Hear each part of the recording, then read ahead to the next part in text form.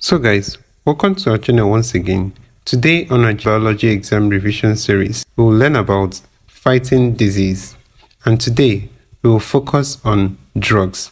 Please ensure to stay to the end of this video as this is a very important topic in your biology.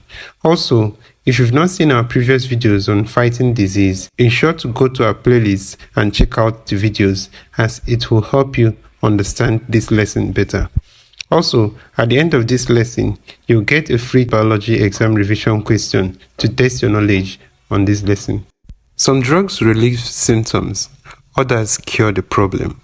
For instance, painkillers such as aspirin are drugs that relieve pain.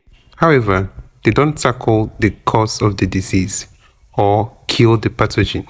They just help to reduce the symptom. Antibiotics such as penicillin work in a different way. They actually kill the bacteria causing the disease without killing your actual cells. Different antibiotics kill different bacteria, so it is important to be treated with the right one. Antibiotics, however, do not kill virus cells. Viruses replicate using your own body cells, which makes it very difficult to produce drugs which can kill the viruses alone without killing the cells. The use of antibiotics has reduced the number of deaths from communicable diseases caused by bacteria. We also need to understand that bacteria can mutate, and the mutation sometimes causes them to become resistant to some antibiotics.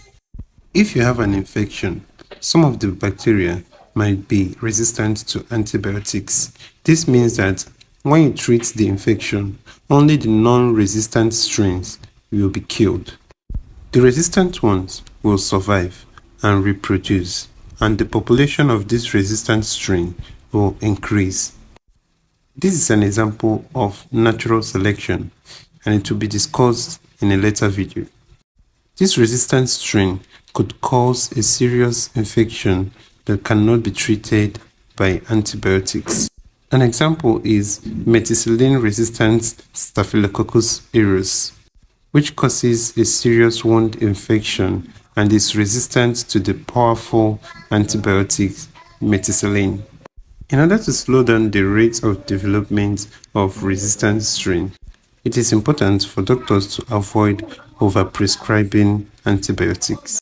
It's also important that you finish the whole course of antibiotics during treatment and don't just stop when you feel better. Many drugs originally came from plants. Plants produce a variety of chemicals to defend themselves against pests and pathogens. So some of these chemicals can be used as drugs to treat human diseases or relieve symptoms. We have some examples such as aspirin, which is used as a painkiller. It was developed from a chemical found in willow. Digitalis is used to treat heart conditions. It was developed from a chemical found in foxgloves. Some drugs were also extracted from microorganisms. For example, Alexander Fleming was clearing petri dishes containing bacteria. He noticed that one of the petri dishes was having mold on it, and the area around the mold was free of bacteria. He then realized that the mold on the petri dish was producing a substance that killed the bacteria. This substance was penicillin. These days, drugs are made on a large scale in the pharmaceutical industry. They are synthesized in the laboratory by chemists. However, this process might still start with chemicals extracted from plants. Alright guys, so here is a free biology exam practice question for you to test your knowledge. Feel free to pause this video and try it out. So guys, we've come to the end of this video.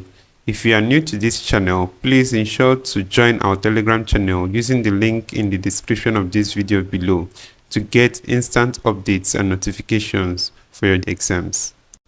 Don't forget to like and share this video with your friends if this video was helpful. Also ensure to subscribe to our channel for more videos like this. Thank you.